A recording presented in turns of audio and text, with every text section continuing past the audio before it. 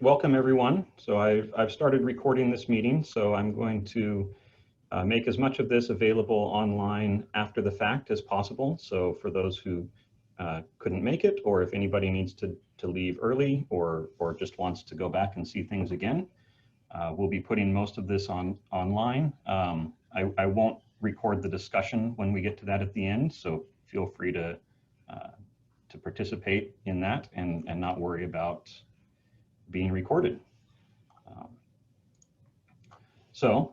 This is basically a workshop or sort of a webinar to talk about SSRL remote powder diffraction. So just a rough agenda anyway. I'll just go through a bit of a welcome and give a little bit of introduction to what we're going to do today. I'm going to go over how to do sample preparation and how we're handling sample shipping right now.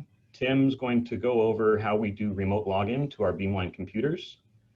And then I'm going to talk about what the mail-in and remote measurement really looks like. And assuming that everything goes smoothly, we'll do that as a live demo. So from my office, I'll actually run the Beamline and collect some data and show you how that works. And then Richard's going to go over some of the data processing with a new tool that we've been developing called xDart.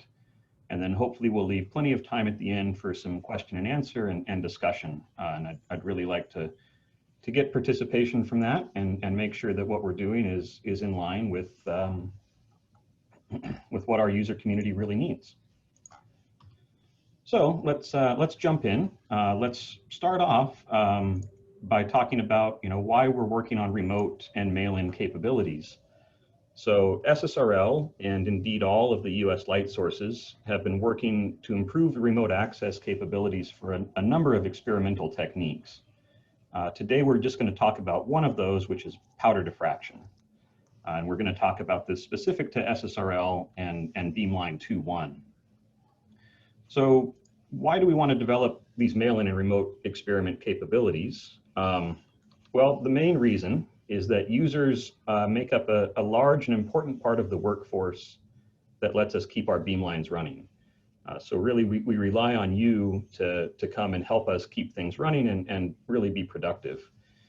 And of course, over the last year with COVID, we haven't really been able to have that. We haven't been able to have on-site users for much of the past year. That's slowly beginning to change, but we're still not really there. We still can only have a very limited number of users. Experiments at the Beamlines are still challenging because of social distancing.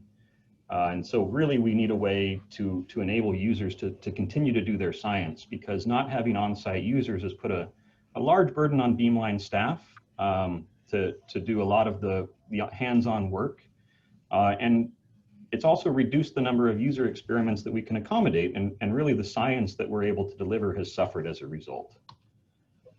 But beyond COVID, we do think that there's a longer-term impact here where this can really enable experiments and access that is otherwise very challenging. For some user groups, it should improve access, let more people use our Beamlines.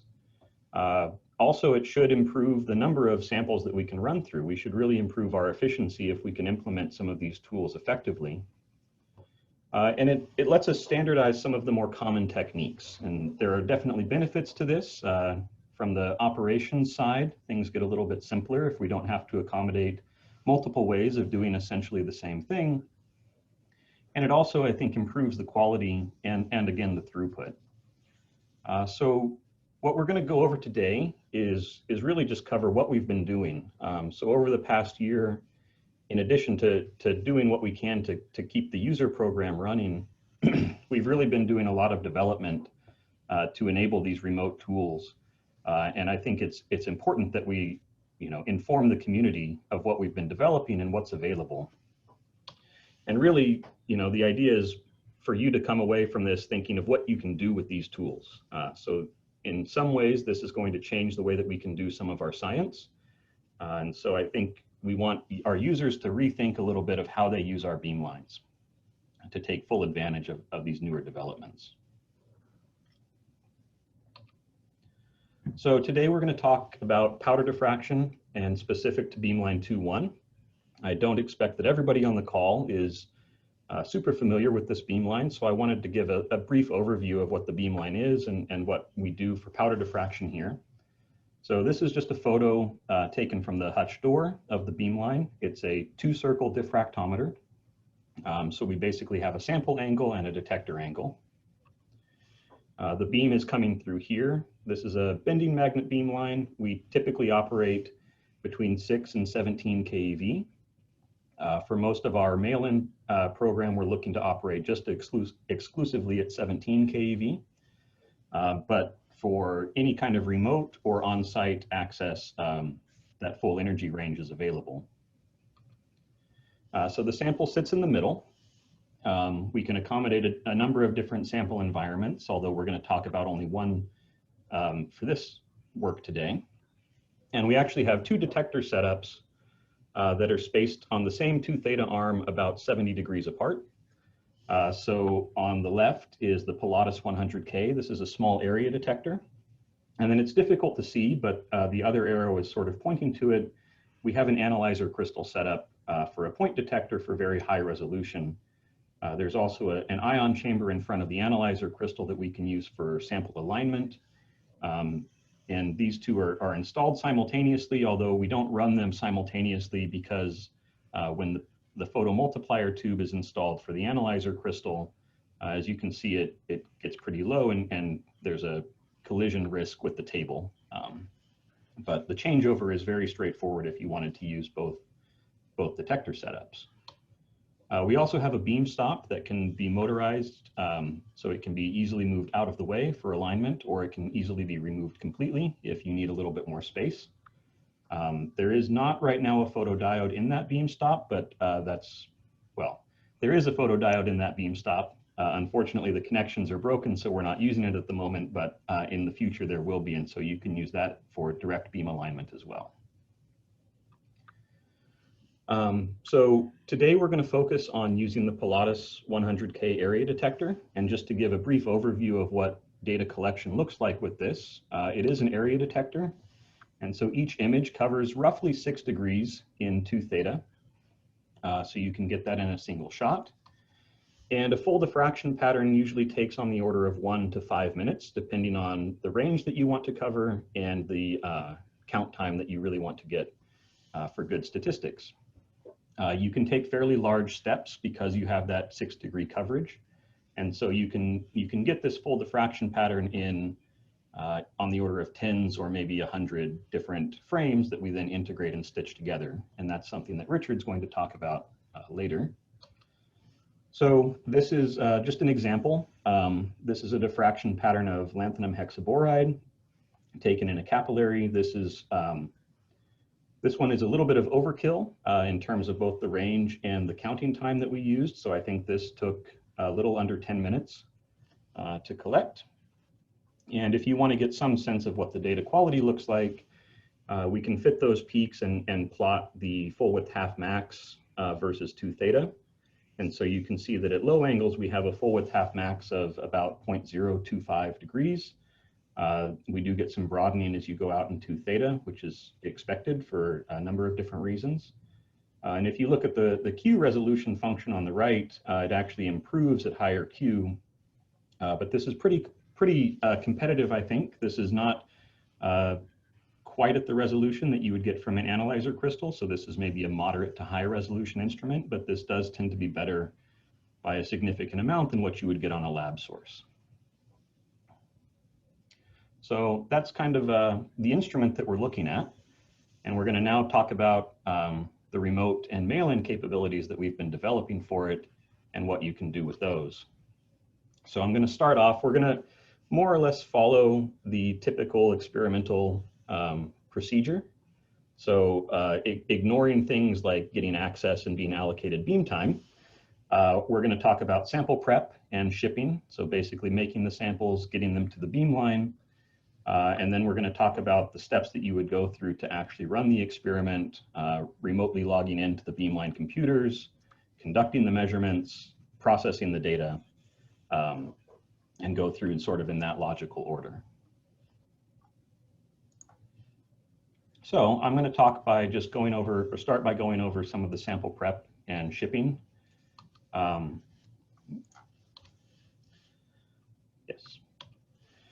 So let's start by talking about the sample geometry.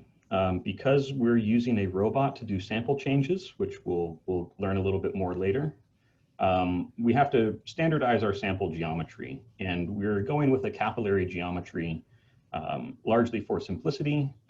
It also uses a small amount of material, and it's typically free from some of the more problematic effects that you might get for other geometries.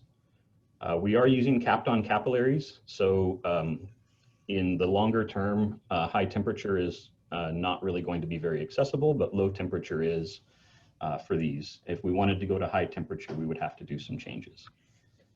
So we are using a standard capillary holder. Oops, I'm sorry. I'm missing a photo here. That's okay. So we'll see some more of it later. So we're using a standard capillary holder.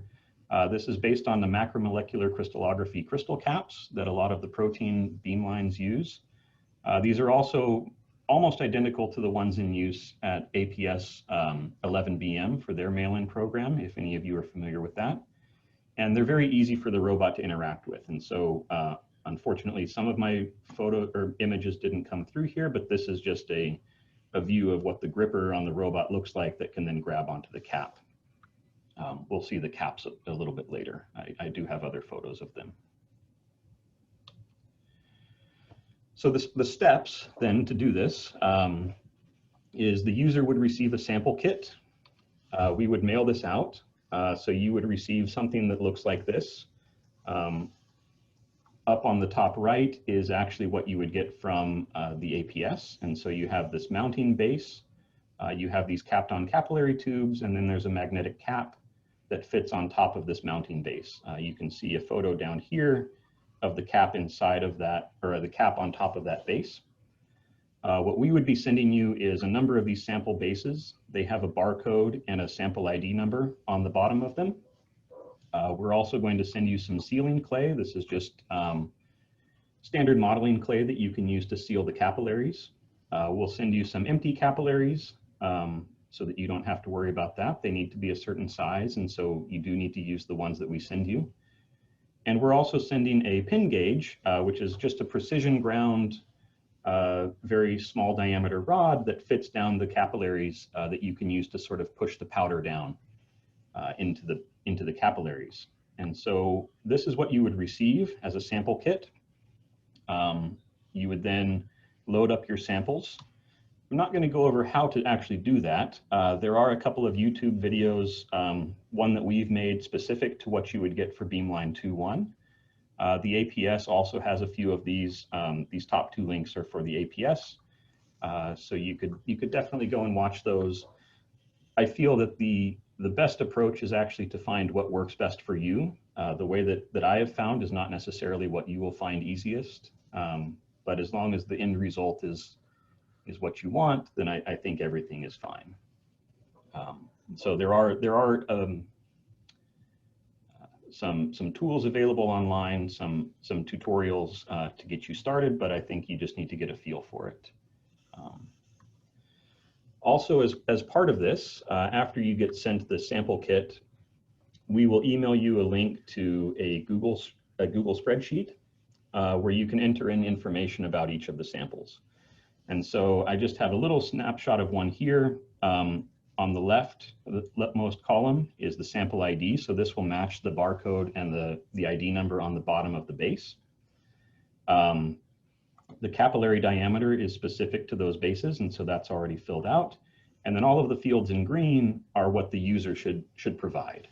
And so the username, this is essentially what computer account you're going to be using. We want to know what the sample composition is. This is mostly so that we can track any potential concerns for safety. If there are specific hazards, we do ask that you provide that so that we can make sure that we're safe if we have to do any handling of the material outside of the capillary for some reason. Hopefully we don't. And then you can put some notes that are more or less for you, just to keep track of exactly what things are. And so in this case, I have half a dozen samples that I've prepared.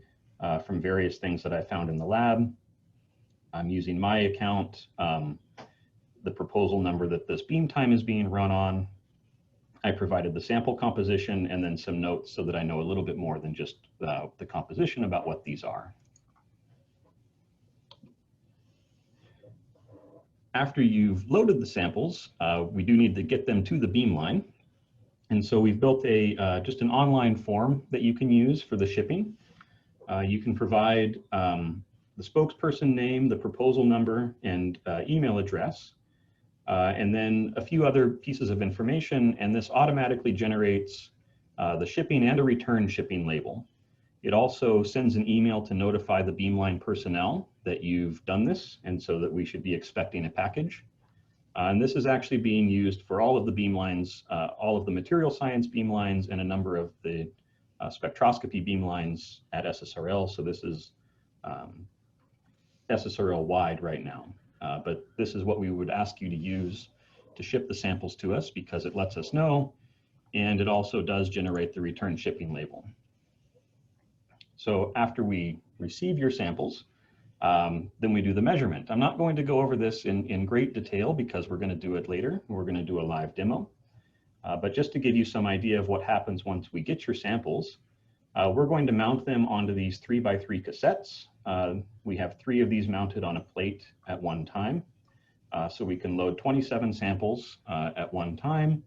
And then changing between these banks of 27 samples is very quick and simple, because these are just mounted onto a kinematic base. And so it's really as easy as going into the hutch, pulling one of these off, putting the next one on, and re-interlocking the hutch.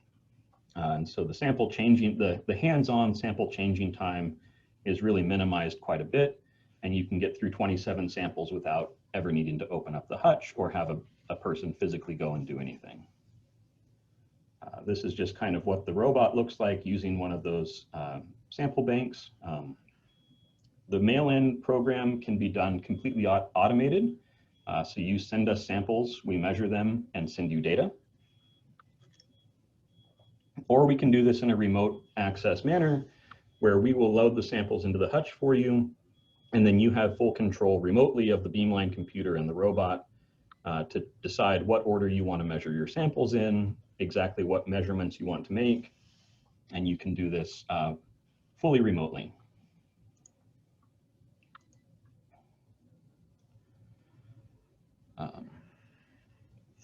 So yeah, this has been completely installed on Beamline 2.1 for both remote and fully automated powder diffraction measurements using capillaries. So after your measurement, after your beam time is done, our safety officers have requested that we return samples to the users. They don't really want us disposing of the samples, especially if we start to do high volumes of this. And so we'll mail back the samples, not in the sample bases, but we'll take the capillary out. We'll put them into tubes that have the same barcode label that the magnetic mount did, and you'll get your samples back in this form, so that you can dispose of them as appropriately or as appropriate, and the Beamline staff never needs to deal with it. So this is very useful for different waste disposal considerations for different geographic locations. It also reduces some of the potential hazards for handling unknown samples. So that is more or less the process for preparing and shipping samples. And so that gets you to the point that you're then ready to do actual experiments. And so Tim is going to walk us through how to get remote access to the Beamline computers and start up a remote session. So let me stop sharing.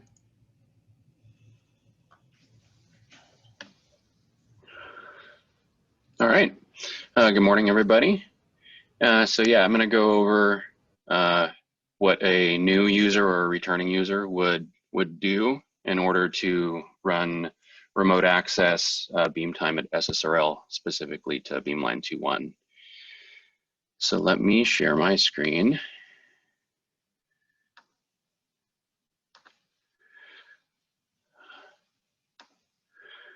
Okay.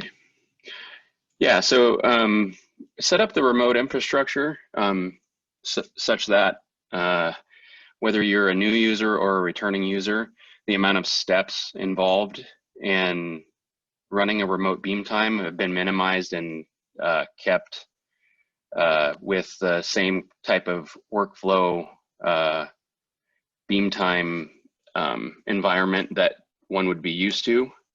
And in order to do this, we have set up so that when your beam time starts, your Beamline account that you have created or have pre-existing will be enabled so that you can set up an SSH tunnel directly into the Beamline Windows PC, which will act as the client to the DAC and to all of the data processing. This streamlines everything so that you don't have multiple remote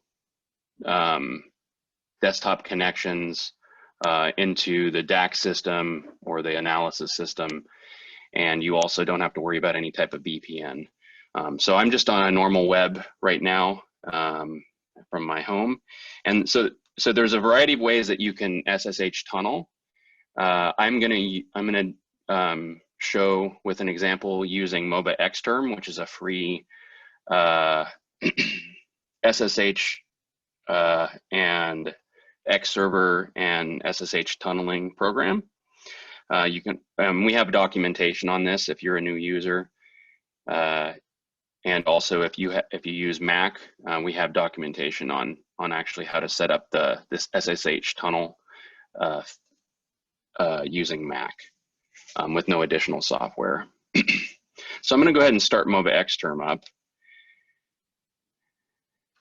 And once, okay.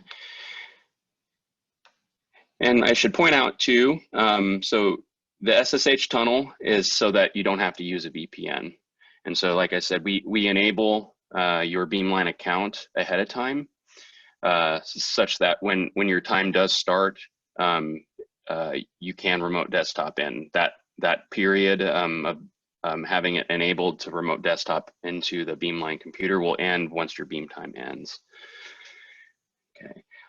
I should also point out that everything I'm doing here, if you do have a fully remote beam time scheduled and it's your first time, I actually, you'll see within the onboarding info where we can schedule a Zoom meeting so I can go over all of these steps again, if you have any questions.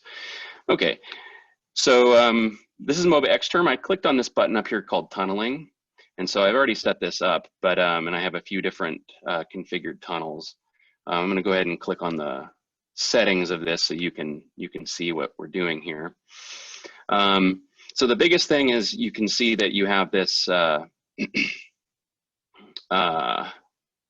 local port, which is going to be, so in this case, that's a port that I'm going to use on my Windows system that I'm currently using.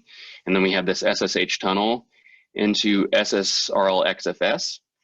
And so those of you that have ran at SSRL before, you're familiar with this server, as this is also our FTP server. This is where you actually grab your data. And so the account that you have that you're using to SSH tunnel into the Beamline computer is the same username and password that you would use if you were on site or if you were remote wanting to use FTP to grab your data. So this additional step is using those same authentication methods. And so I essentially I put in the host name for our file, our data server, the Beamline account that we're using. We're doing this using port 22, which is for SSH. And then up here on the remote server, I have specified the Beamline 2-1 Windows PC that we will actually run the remote experiments from. And we're using port 3389. This is just the standard port that's used for the remote desktop protocol. Okay, so that's the background info that we're using to set up the tunnel. Since I've already configured this, I'm going to go ahead and just hit start. and you'll notice that it's grayed out now. So I've already established my SSH tunnel to our data server for the bStone account in this case. So once that's established, now if we go over and we start remote desktop, go ahead. And so this is just an idiosyncrasy of how we SSH tunnel. So you can see that forwarded port that I had set up, which was 9991. So that's actually the port that we're going to have outbound access and inbound access from your local computer. And so that's why we have a host name of localhost, and then we just specify the port that we have the SSH tunnel configured with. So I'll just hit connect. It's configuring the connection, and here we are. So this is a Beamline 2.1 PC. So this is what you'll use for all of your data acquisition and data processing. So hit OK. All right. So now we're at the Beamline 2.1 system. And so if you've ran at 2.1 before, we use spec for data acquisition.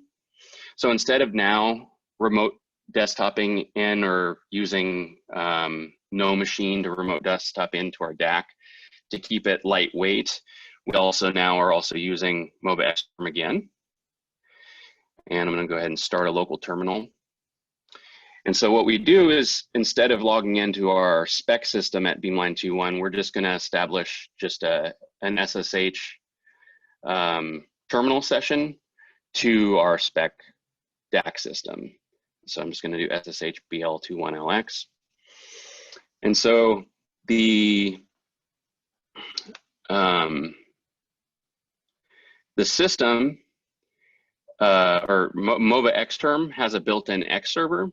And so what this allows us to do is allows us to run all of the DAC using the X server.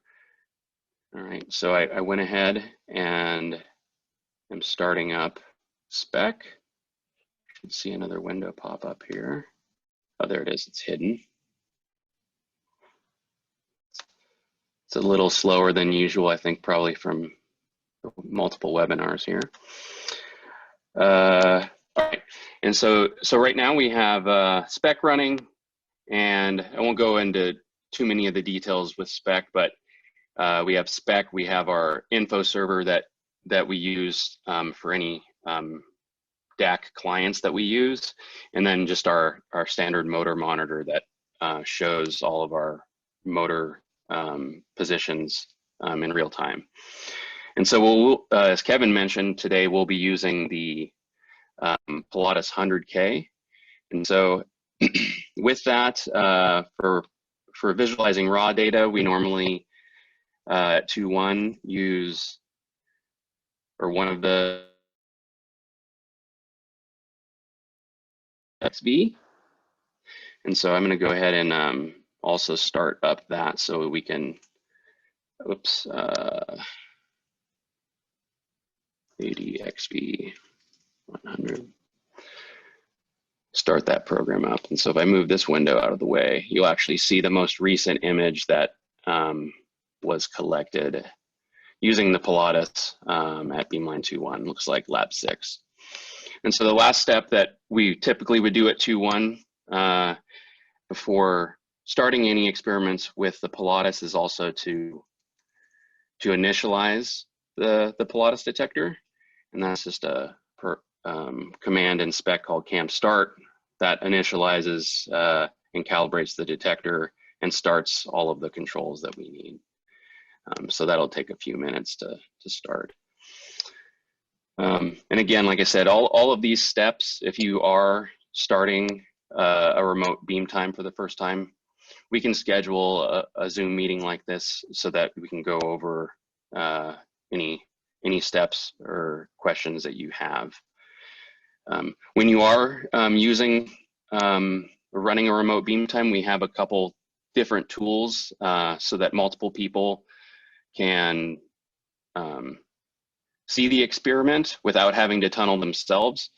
So on each of the SSRL Beamlines, we have a Zoom room link that we can start, and we can essentially just share this screen, and so that other users can see your shared screen, and you can even although it's maybe a little bit slower, you can actually establish remote control through Zoom so that if you have a collaborator that wants to try a command or something, you can use that tool. But we also have a VNC client that we're in the process of implementing on all of the Beamlines as well. That does the same thing. So with that, I think this is pretty much set up for, I believe it's Kevin that's gonna actually run a sample at 2.1. And so I'm using his account. I'm gonna go ahead and stop my share. And I'm also just going to exit out of my remote desktop session. And so Kevin can remote desktop in and everything will be the same as it was. Great, thank you, Tim. Sure. Let me get my remote desktop session going.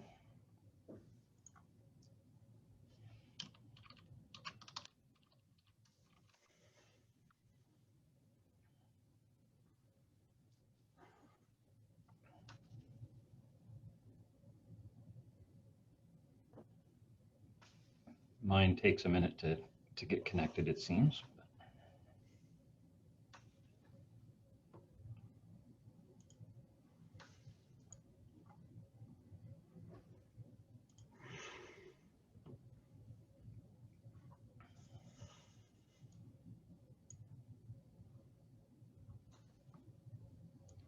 All right. So here I have the session that Tim just left. I'm going to do a little bit of organizing because it has reformatted for my screen. I just want to get things, let's see if I can grab this and move it. One moment. Also, let's try it this way. There we are. Okay.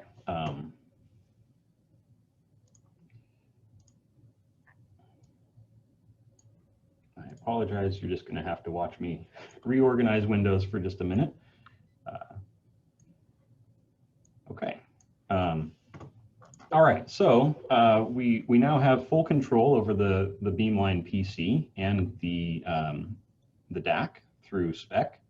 I'm going to do a few other things just so that we have a little bit more control. So it's a little bit terrifying to know that I can move all of the motors around on the Beamline, and I am, well, I'm only about a 5-minute walk away from the Beamline, but I can't see what's going on, and you may be hundreds or thousands of miles away.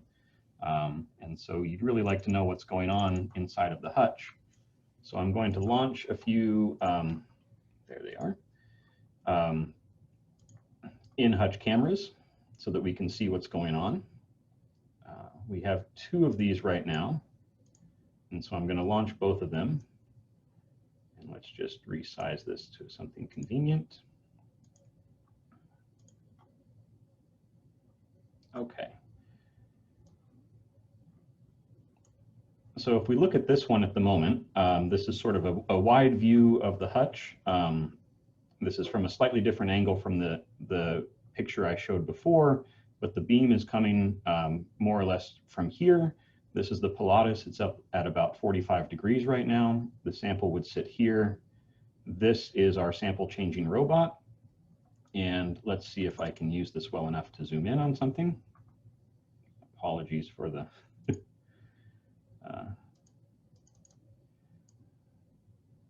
angle, but let's zoom in a touch. So right now I've only loaded in 6 different samples. So this is the bank of 27, but I only have 6 of them in there, mostly just because I didn't have 27 samples ready to go at the moment that I wanted to demo. So we're going to look at those 6 samples. This is looking at the sample position. So this is the capillary spinner. It's a little bit out of focus, but it should change as we sort of go. And you can see if I now type in some command, 2 theta is at 45. Let's move that to 30. Helps if I do the right motor. We can watch now what's going on. And so we have some idea of what's actually happening inside the hutch, and so this is good. We can make sure that things are moving properly. We can make sure that there's nothing that has crashed or gone terribly wrong. And so we'll use this to keep an eye on things. I'm going to do a little bit of other housekeeping right now. So before I get started, we do have a shutter on this Beamline, and I'm going to turn on the automatic shutter. So this will keep the shutter closed unless I'm actually counting.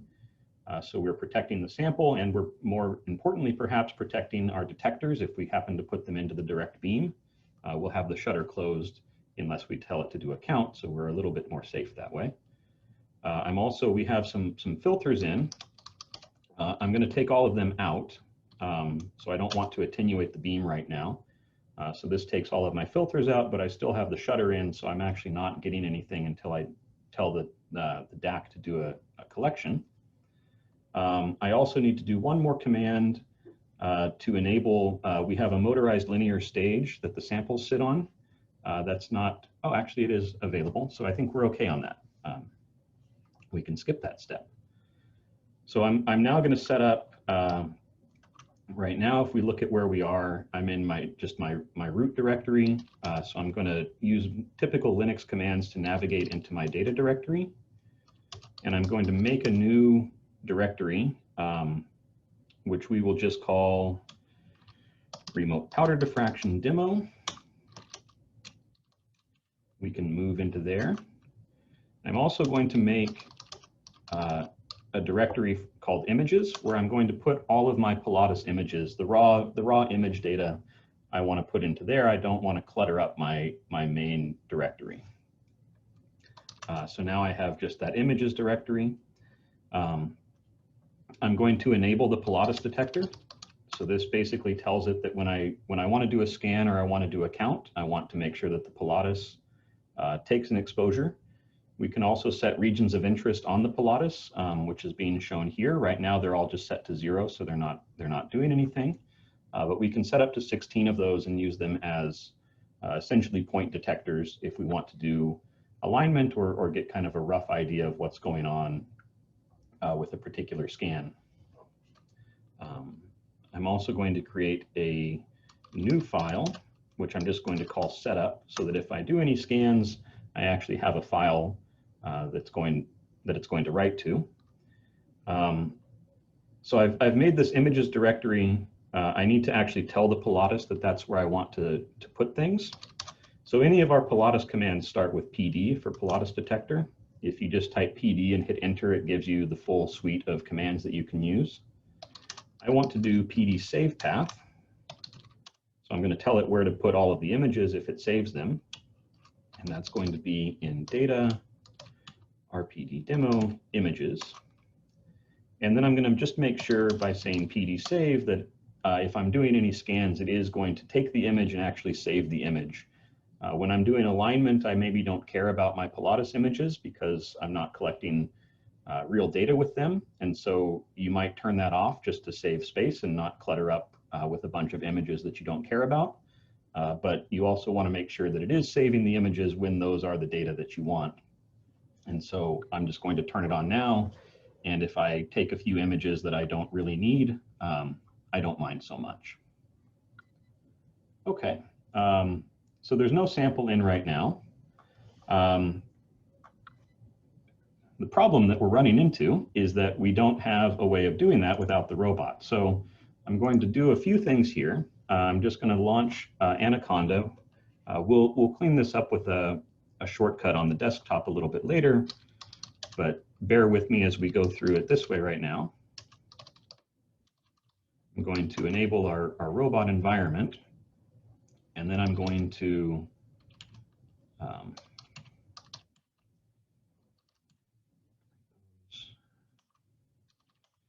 navigate to where this is, which is here. And I'm going to launch main.py. So this launches what I'm calling our sample picker GUI. I can get rid of this now. And so we get two windows, the main window, and then we also get this smaller window. And so we can do some setup here. It wants to know the number of cassettes. So the number of cassettes is the number of those 3x3 sample cassettes. So we have 3 of those, even though we're only using 1. We use a barcode scanner to read the barcode to get the sample ID. So we need to register that. It's just COM3. So I'm going to register that. And then if I hit apply, it should go through a few things.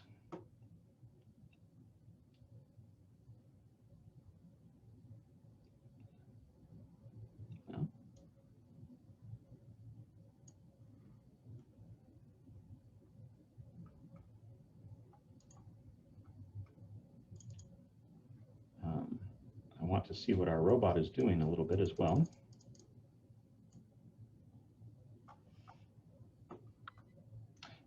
I'm sorry, I did miss a step. Let me get rid of this.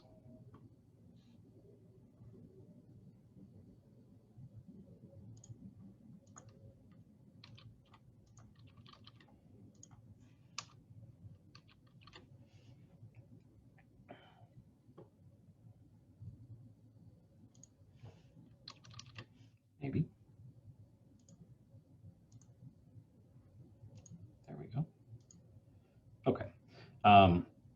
So we have another server that basically acts as a way of letting this GUI communicate with spec to control the Beamline. So I need to launch that, which is this B server. And now this will hopefully work. So I get the same thing. I'm going to do 3 cassettes.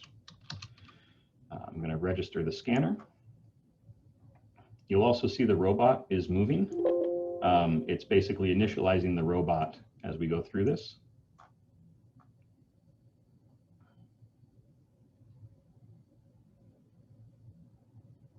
Okay. So I'm going to clean this up a little bit just so that we don't have a ton of windows open, so that things are a little bit easier to keep track of. Okay. I'd like it if I could see.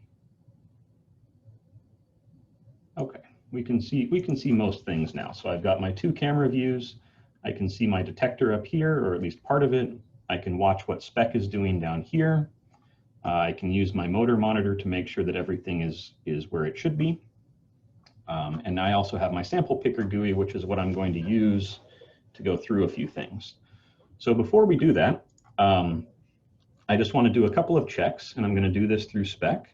So I have my shutter in and I have my filters out, and my beam stop should be properly aligned. So I'm actually going to drive the Pilatus detector down into the direct beam to 0. This is safe because my beam stop is in place.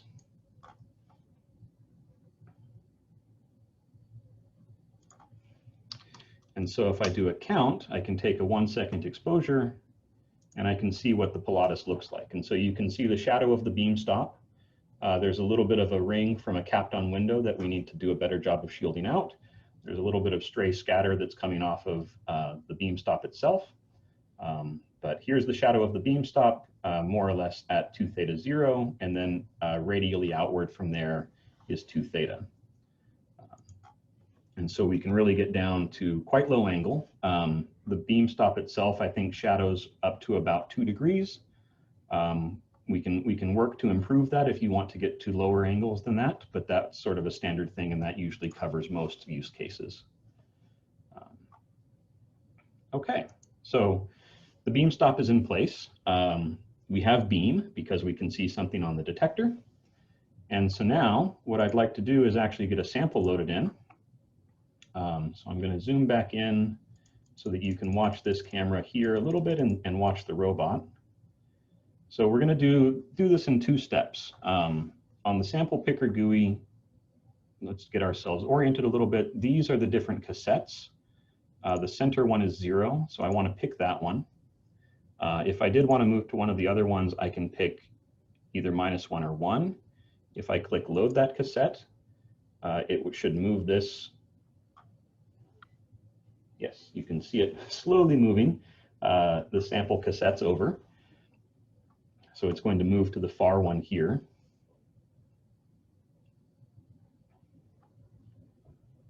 So we do this because this way the robot only needs to know where 9 total samples are, and then we just move the cassettes into position. So I'm actually going to go back to 0. And what I want to do is I actually want to scan these. So right now I don't know what sample is what, but if I click on cassette 0 and unscanned 0, this sample, I can say scan. It's actually going to move the samples back on the linear stage, and then it's going to grab that sample and attempt to scan the barcode so that we know which one it is. And so we'll let this go.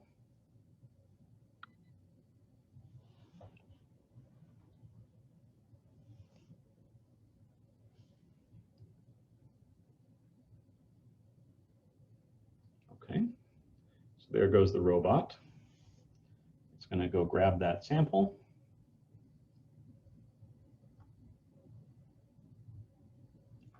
It's going to move it over to the scanner.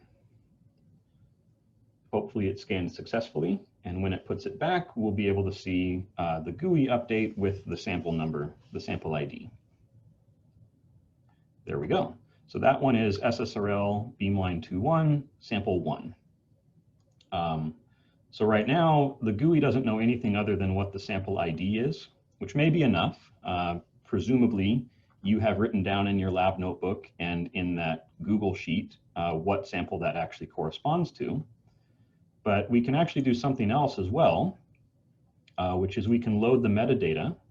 And so what I did is I took that Google spreadsheet and I actually saved it to a CSV file on the Beamline computer. And so if I tell the GUI where that is, and then if I scan that sample again, it's going to go through the same procedure.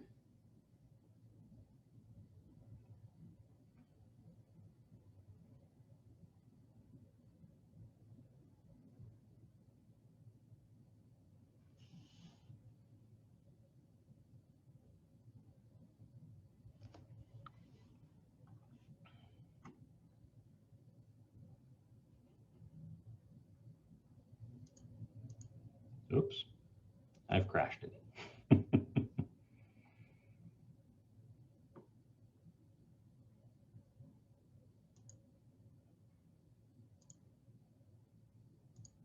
We'll give that another go.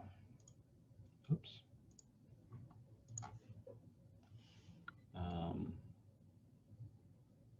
I may need to do a quick recovery of the robot. So let's go ahead and do that.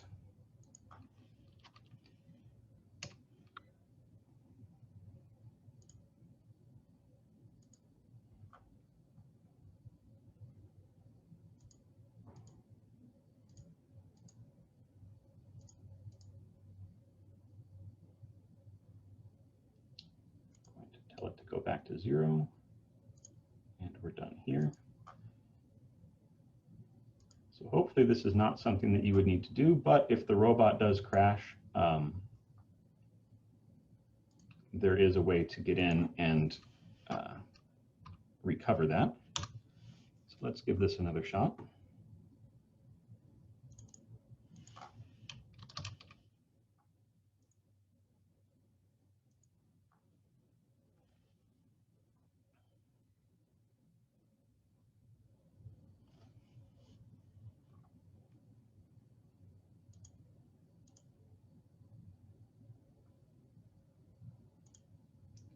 We'll see if this will do it. We'll give it one more try.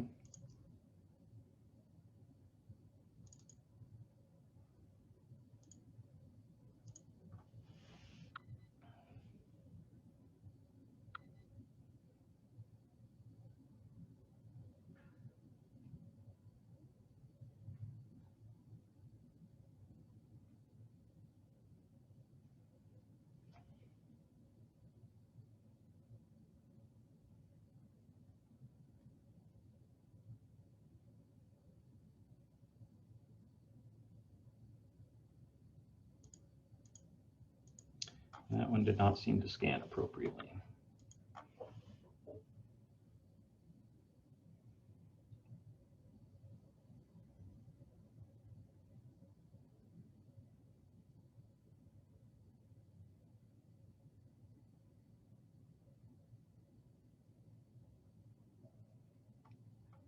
So if it doesn't scan, it will tell you that it's still unscanned, and you can try it again.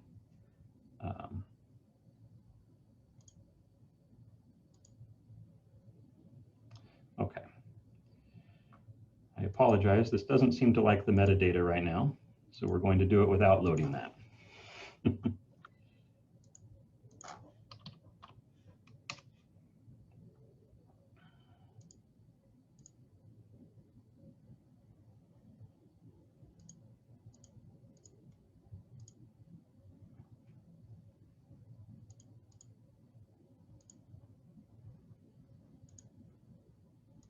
We'll disconnect.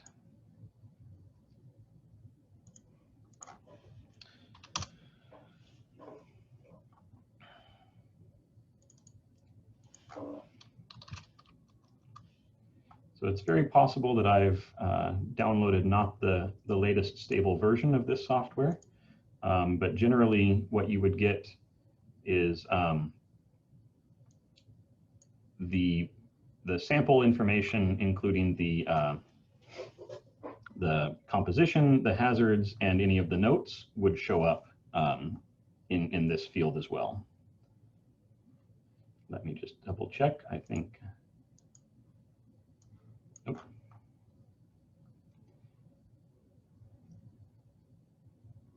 Okay. We will solve that issue later. So right now, if we just go here and we scan this, we'll just treat it as sample 1, and we'll know what that is based on our spreadsheet.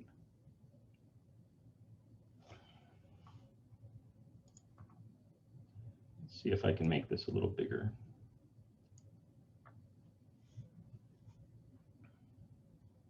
So it's putting the sample back, and it's updated for us. So that seems to work. So now it knows that that is sample number 1. So we can do a few things here. We could do this one by one, and I could tell it to go scan the next one. I can also hit scan all. And if I do that, it's actually going to populate this queue on the right with the command to scan each of those 9 samples on that center cassette. And so we'll let this run. There's only 6 of them, so 3 of them should hopefully show up as unscanned because it won't actually have a sample to grab and do the scan on. But we'll let this go. I can also remove or reorder these things using these buttons down here. If I want to pause, I can pause the whole thing. It's not going to stop the current command, but it's going to wait before it executes the next one. And so if I wanted to wait and reorganize my task queue a little bit, I can do that. But I'll let this resume. You can see the scan IDs are going to populate as it goes. And we'll actually save a little time and not do the 3 that don't have samples.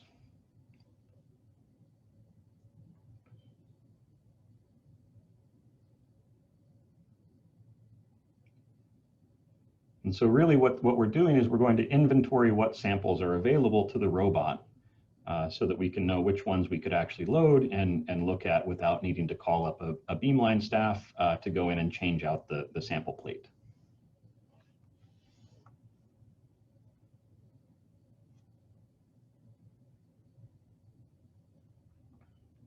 So this will be our last one. No, second to last one.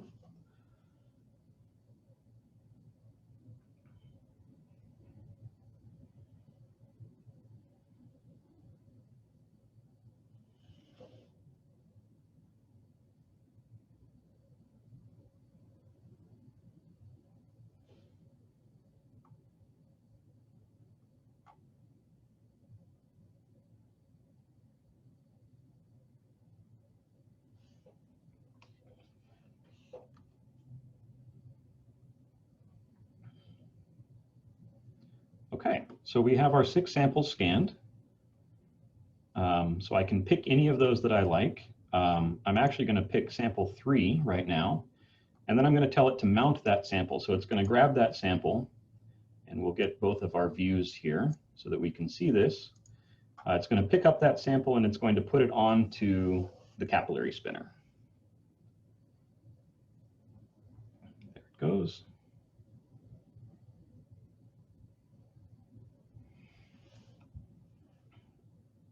And so now we have our sample ready to do whatever we'd like with.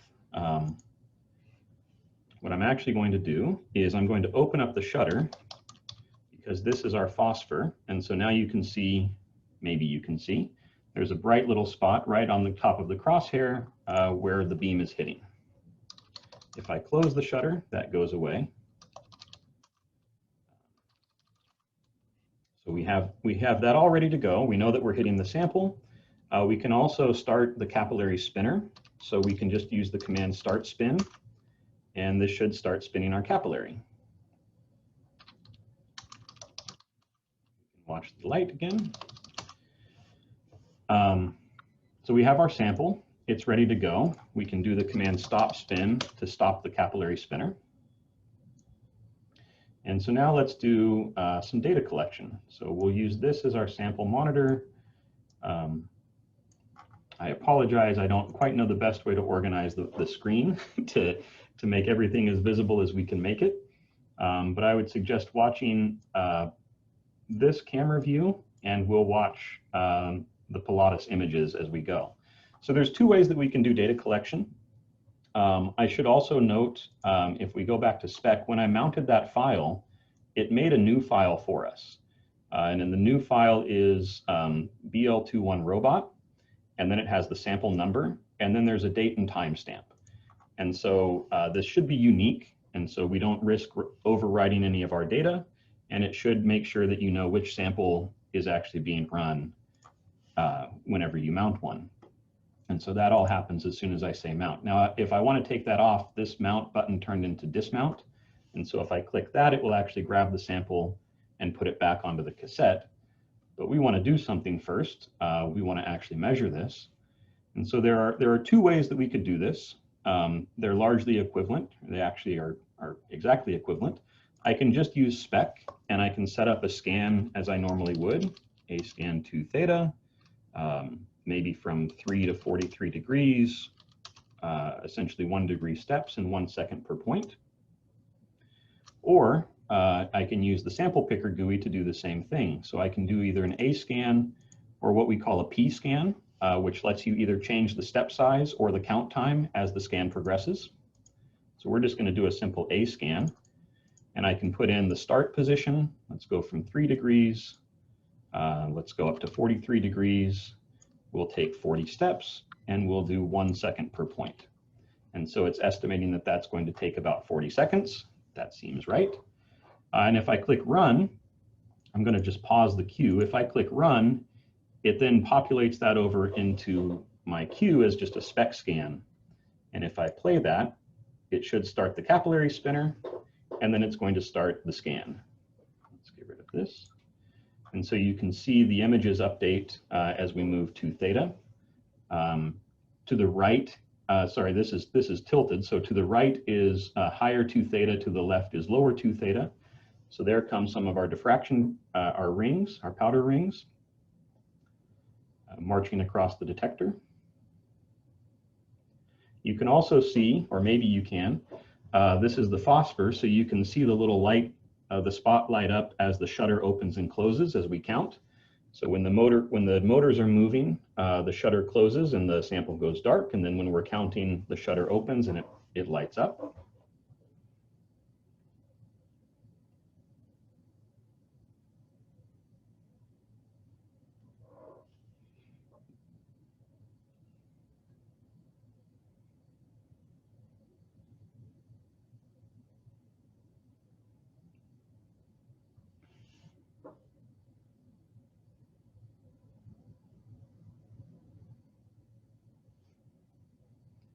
And so we can use ADXV here just as a quick check of data quality. These look like not incredibly strong, but pretty good rings. They look pretty uniform across. There's not a lot of spottiness. There is some noise on the detector that we're seeing, but overall, this should integrate into a pretty clean pattern. So we're done with that. The sample has been measured. I can also, let's pause our queue again, enter in any spec command that I like. So if I wanted to move 2 theta between or anything, I can move 2 theta back down to 3. And I can put that into the queue, and then I can tell it, let's dismount that sample. And then I can even tell it, let's mount sample number 1. And so if I run that, it'll go through those one by one. You can watch the spec commands get sent down here to spec. So it's just moving 2 theta back to 3 degrees. We'll get our other camera view as well so that we can watch the robot when it dismounts the sample.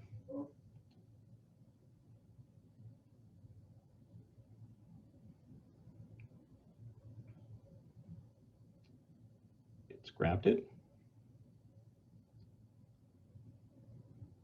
And it should put it back into its spot.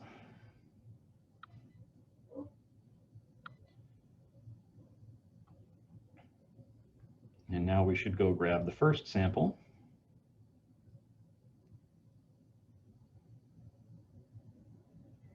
And mount it.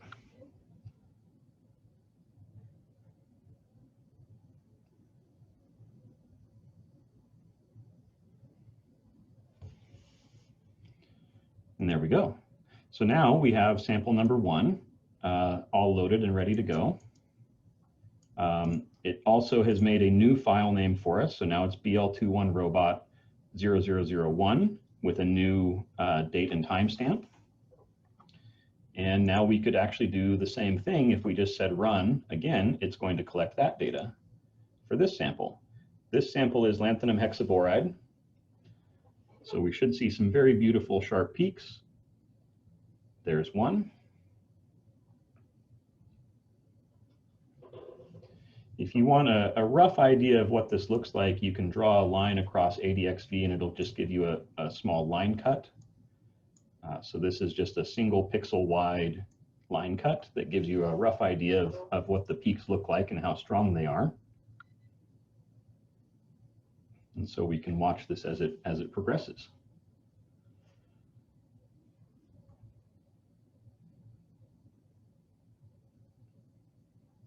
Now I'm doing fairly small scans here, and I'm not counting for very long.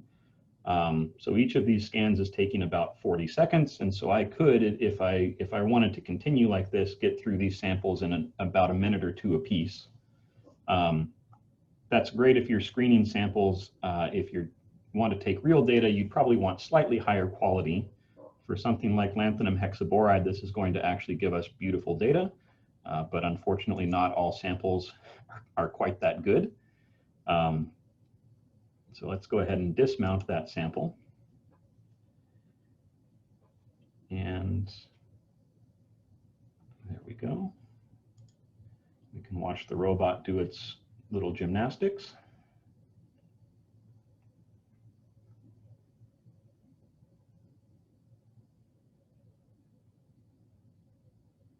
And there we have it. So the reason that I want to especially point out this queue here is because it lets you do, it lets you set up sort of longer term series of scans. And so what you might do, I'm going to pause the queue. I could say run all. And so now it's going to populate for all 9 of these samples. It's going to give the mount command. It's going to run this spec command that I gave it, and then it's going to dismount that sample and then do the same thing for the next one. Now I'm going to get rid of the 3 that I don't have samples on. I think that I got rid of the right number. But I can also, if I wanted to replace this spec scan with some complicated series of things, I can even call a macro. Now I don't have any macros written here, but if I wanted to say something like do macro.mac, I can add that to the queue, and I can put any series of scans or different spec commands in there to do any kind of data collection that I like, and then I can run through the exact same thing on all of my samples. And so you can do this for 27 at a time. So this might just be, you know, more than one type of scan. If you wanted to do resonant diffraction, you could set this up to do energy changes and do a scan at each one. If you wanted to do any other kind of scan, if you wanted to do a quick alignment scan, you can actually scan the sample through the beam. double check your alignment. You can essentially build in whatever you'd like here and get as complicated as you want. Now, Spec is not going to like it when it gets to that because it doesn't actually have that file, so it's going to throw an error. So I'm going to get rid of that. But if I do this, I can now set it up to run all 6 samples with the same scan, and I can just hit go and walk away until it's done, which we'll do. But let's go ahead and we can change this around a little bit. So instead of an A scan, let's do a P scan. So what this does now is it lets me do non-equal step sizes, and it lets me do a variable count time if I would like.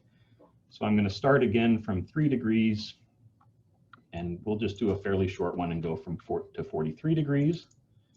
I want to get there linearly, so this is an equal step size, so I'm going to make it 1. It's basically a power of 1 that describes the function from 3 to 43. So it's just moving in a straight line from A to B.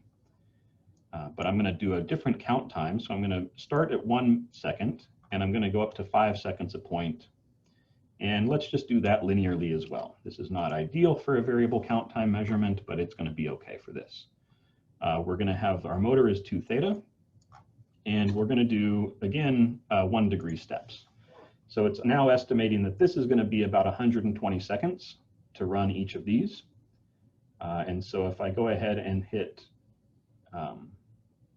actually, this is an interesting question. Richard, if I do this, is it going to use this spec scan, or is it going to do the one that I had when I said run all? I believe it's currently set up to do the scan that you had when you clicked run, is Okay. what's stored as the command in there. So it would be the A scan and not the P scan. Correct. Okay. That's just in case you wanted to do a bunch of A scans and then set up some P scans after that, so it remembers what you wanted. Gotcha. Then let's get rid of these because I want to do this P scan. And so now if I say run all, and again, I'll get rid of the last few. Now it will do this P scan where it will do a variable count time. And so let's go ahead and start that running. It's going to measure the lanthanum hexaboride first again.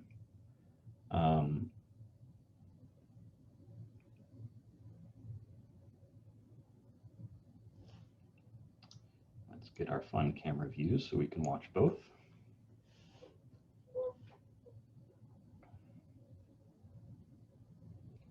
There goes our spinner.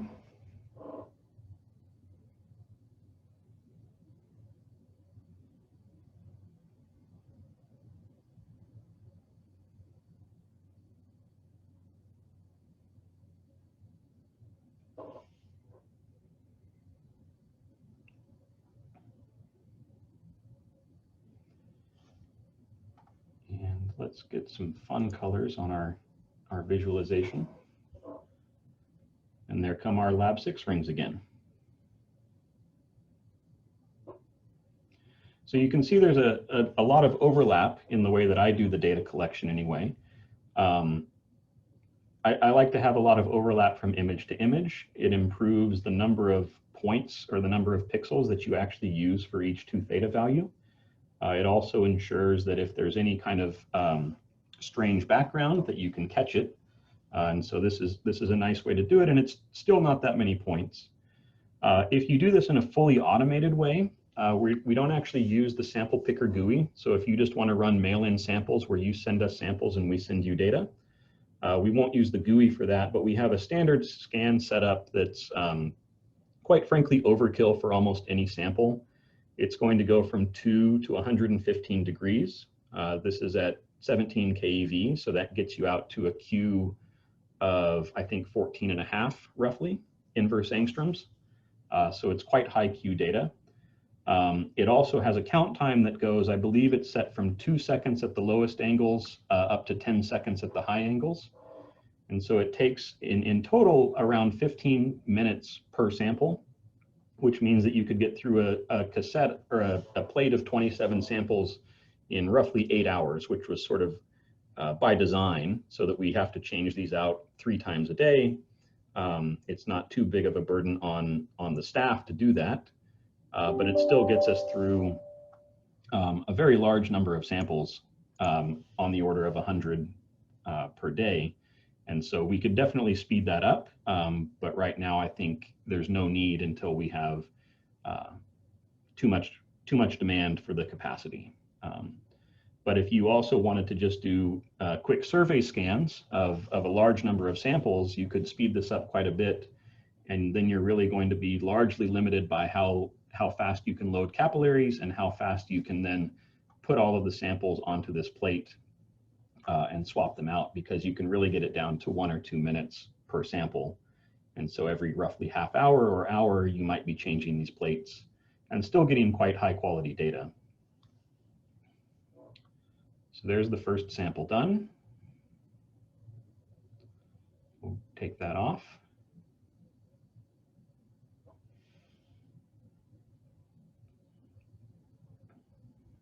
And we'll watch the next one get started, and then I think Richard will pass it off to you to look at some analysis, some processing tools.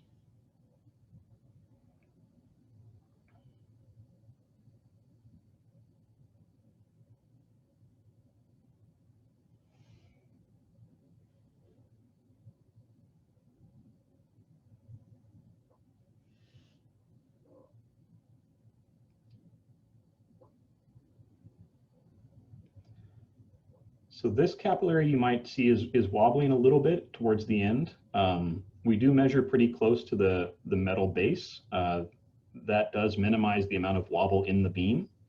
It does not seem to be a problem. I've purposefully mounted samples where I've introduced some wobble.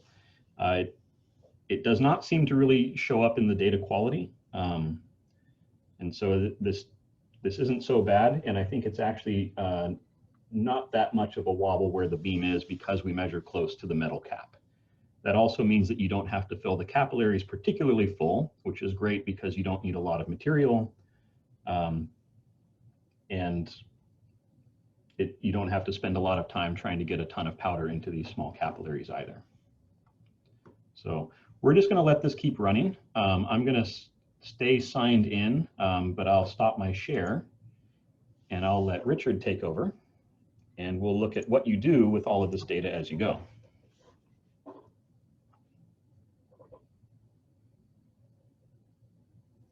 Okay. So then, as Kev mentioned, I'll be talking about some of the analysis tools that we use. And this is a program called xDart, which stands for X-ray Data Analysis in Real Time. So as Kevin's been collecting data, I've been following along, and this is a program, WinSCP, which for Windows users allows you to transfer data also off of the SSRL servers and onto your own personal computer for doing the analysis. And here you can see all the different files that have been created, including each sample gets its own unique spec file to run from. So this is the program xDart. X-ray Data Analysis in Real Time. It is a Python-based program, and I'm currently running it using a Python interpreter, but we are also creating executables so that when you want to run this, you'll just have a single binary that you can run and open up this program. And here I'm showing the workflow for a scanning area detector, because that's what we're focused on now. We're also building in workflows for static area detectors. And so what this allows us to do is take all these different images and stitch them together to generate our integrated data in order to analyze it. So to do this, first, down here is where we would set in for batch integrating data. We want a spec file, and it's going to navigate over here to so we want a spec file, and I'll start with that latest one that we looked at, and that tells it where it's going to get its metadata from. Want to look at the image directory, and this is going to be where all those images from the Pilatus were saved. And finally, a calibration pony file. So this file will provide for you. This is where we calibrate the detector. So pony stands for point of nearest incidence, and this just allows the program to know the geometry of the detector and to know how to convert pixels into XYZ and then ultimately into 2 theta and phi. And then we tell it what the name of the motor was for the rotation. And this, just based on the conventions of PyPhi, which we use in the backend to integrate the data, it's the second motor, which is the actual data motor. And then everything else you can leave as is. And I'm going to set scan number 1. And then we can click start. And hopefully this should all go through just fine. All right. And you see now it is integrating the data. And so this is, you know, kind of messy, but that's okay. We'll clean this up in a little bit. But you can see that it is grabbing all the individual images, it is integrating them in both 2D and 1D, and then it is giving you the arrays to look at. And so this was just done using some very coarse defaults. That was on purpose because I wanted it to go very fast for the first one. But now let's say you look at this and you decide, okay, first of all, you know, I'm going up to about 50 degrees. So here is where you set your parameters for the integration. So you say, okay, going up to 180 degrees is a waste. So let's only go up to 50. And let's say I want to have a step size of 0.01 degrees to theta. And then, so now let's reintegrate the 1D. And so then it goes through, and now you can adjust this as needed. And then you could say, you know, give it a smaller step size if you want. You can cut this down. Maybe you don't care about the stuff closer to 0, so you only go up for 5 onwards, etc. And then for the 2-dimensional one, again, this is where, of course, it really matters because now being in 2 dimensions, you increase the data size. And I'm going to again say that, well, let's say 2.5, so about 2,000 points in 2 theta. And for the azimuthal, you know, looks like we can get away with something like, let's say 0 to 200. Sorry, 0 to 180. And we're going to go, and again, step size of 0.025. That's a little bit high. Let's make that 0.1. And then we can reintegrate the 2-dimensional data. And it's going to take a little bit longer because this is now going to be that many more data points. And you can do this in a sort of iterative process until you get data quality, which is useful for your own purposes. If you don't necessarily care too much about this 2D data, then you can just use this in a very coarse way to get a nice visualization of your data. Or if this is something that you actually want to do some analysis on, you might want to actually up these step sizes and then just let it run for a long time. You have some tools to help you look at your data. You can look at it as a logarithmic plot or as a linear plot. We can look at this with some different color maps to, you know, help visualize the data a little bit better. And then you can also zoom in on the plot to look at sort of the, to get a closer look and say, you know, you want to maybe zoom in on a single ring. And then down here for the 1D plot, similarly, you can also zoom in on individual peaks. You can also set it to auto scale. And then you can look at the contributions of individual images. I'm just going to auto scale that. And so this is the very first image that we collected. You can then scan through these and look at how they individually contribute to the overall data set in terms of 2D and 1D. And you can also plot this as an overlay. So now I'm seeing in red dots is just this one image, and this blue line underneath it, that is the overall data set. And you can see that we have some, we collect the same ring over multiple images, so which is good because you're getting higher counting statistics for each of those. And then the last thing I wanted to show, we can also look at, this is the normalized data. You can look at the raw data, which is just, you know, all the pixels from the detector summed together. And then you can look at how many pixels there were at each degree to theta. And this gives you a sense of the coverage of each angle. And so you see that, you know, it's not very uniform. That's because there's different amounts of overlap. As Kevin mentioned, you get about 6 degrees to theta for each image. And so as we're scanning, each detector is going to overlap with the next one in terms of its degrees to theta. And this allows you, you know, maybe you decide that your overlap is way too high, and so you want to cut that down if you, you know, can live with that lower counting statistics, but it allows you to visualize that and design your next scan as needed. And so then up here for the images, we can do the same thing. This is the integrated data. You can also look at just the raw data. So this is the raw image. You can see here that we are looking, you can see the beam stop in this first one. That's why it's kind of looks a little weird in the integrated data. We can scan through, here we go. And now we have one with an actual ring in it. And this is the raw data and the integrated data. So it should be a straight line if the calibration went well. And this is a powder diffraction pattern. And then what you could do is, let's say that in this image, now this is of course a real peak. What if I found that this was a cosmic ray or something and I didn't want to include it? You can set a mask to mask out certain pixels for each individual image, or a global mask for all images. And so let's say I can add in a rectangle. You can add in different shapes like ellipses or line or a polygon. For now, I'm just gonna say, what if I put a rectangle like this and just completely block out this image here? I'm gonna set that to be the current mask. And so now this is what the mask looks like for this particular image, and close that. And then I can just reintegrate just this image, and I can do the integration into one. And so now you see the pixel counts, all these let's start this overlay.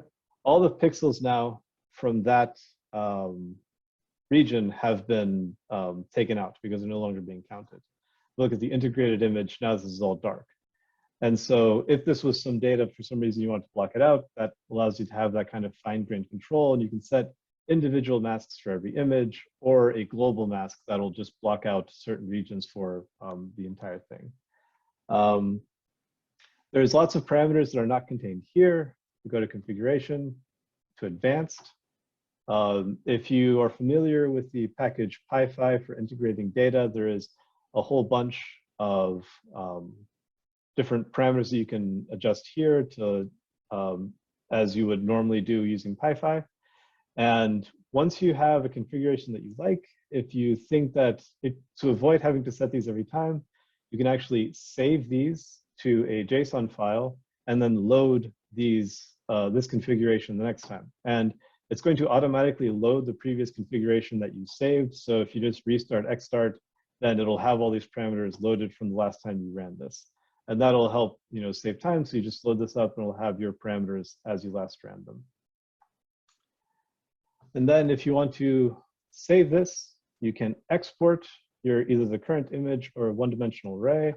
And you can do this as either an XYE or a CSV file, which you can then load into other programs if you want to do further processing. And you can also save the entire, so this, whenever you analyze a scan, it's going to create an HDF5 file which stores all the raw images, all the integrated images, and every individual piece. If you wanted to save that with a different name, you can also export that HDF5 file. That way, in case you want to reintegrate that, it's not going to override it will override that file name, so you can preserve that particular data. And so let's say I wanted to do a different scan, and I'll just say, sample 3, open that, and now everything else can be the same image directory, same calibration pony file, and I can just go ahead and click start.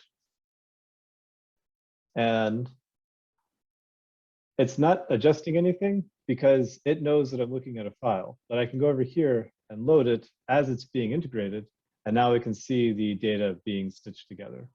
Let's actually switch this back to normalized. And so you can see now that this is the next data set I'm integrating, and I can, or while it's running,